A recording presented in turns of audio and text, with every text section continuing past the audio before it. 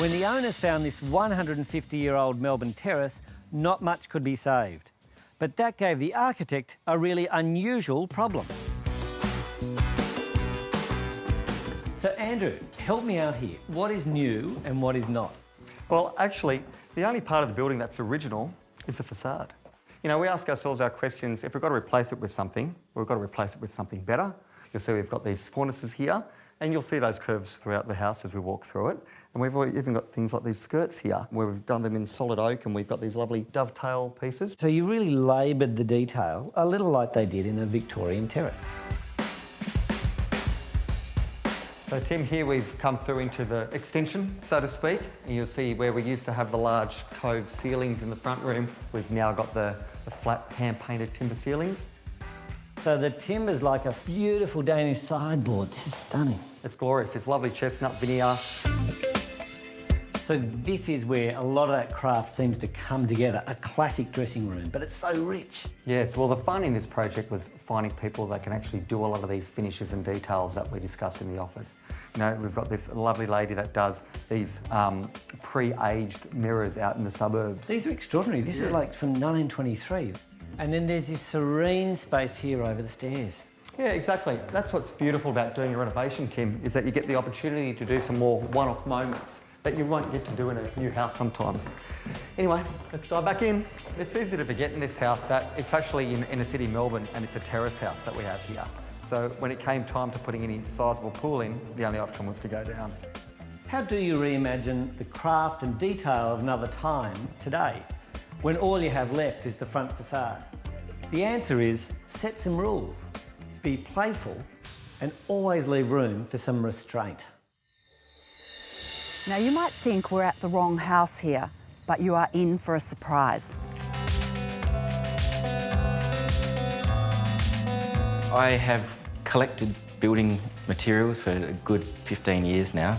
I've just found it here, there and everywhere, whether it's online or on the side of the road, hard rubbish, whatever it might be. Anything that looked like it still had a bit of integrity to it.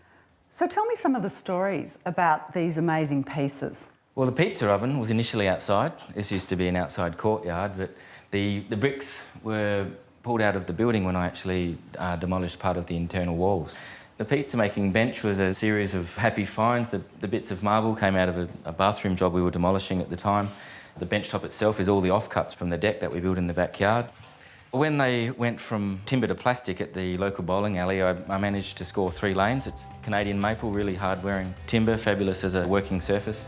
What so often gets lost in these kinds of extensions is that the middle of the house turns into a dark and unloved area. So really what I've tried to do here was get as much light from above as possible. That little idiosyncratic moments where I fell through the ceiling while I was doing the demolition. Bathrooms are always a fun part of the house. Yeah, it was really important to make a really small little bathroom which was hard-wearing and fun to be in.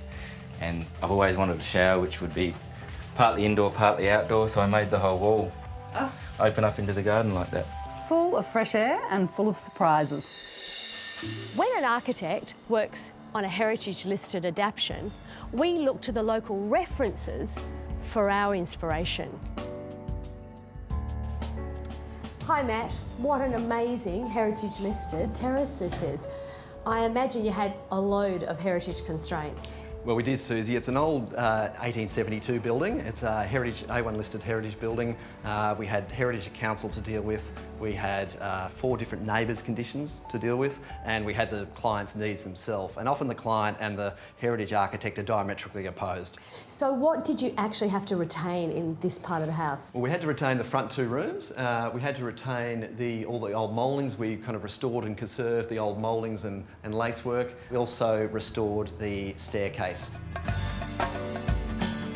This is one of our favourite parts of the building, Susie. We love the way it transitions from old to new, and the way you come from something refined into something more expansive, it kind of exhales out. We've designated a new space, we dropped down a level, and then we've actually brought it off the boundary. And that's about a counterintuitive thing. Sometimes a little bit less space with a view out to a garden seems like a whole lot more space. It's given you an amazing opportunity to have fantastic northern light, cross breezes, a beautiful Japanese garden, and yet still ample space for a living room. Exactly right. Had we gone to the boundary, you wouldn't get any of that light or air, and now we've got northern sunlight. Matt, I love what you've done in the new addition, the recycled brickwork running up into the roof and the fact that you've been really respectful to the neighbouring properties. Was that a heritage requirement? Indeed it was. They wanted us to be sympathetic to the original, so we've completely scooped out the ground floor level. It's about a contemporary way of living, inside, outside, light, air, space. This house is at one with its architectural and interior design narrative, a stunning adaptation that not only reveres its history, it enthuses about its future. Apparently, I'm in for a surprise here. Hey, Sally. Hi, Paul. We're not going in here. Come with me. Oh. What's this? I thought we were coming to see an extension. Well, we were going to do an extension, but we decided to do something a little bit special.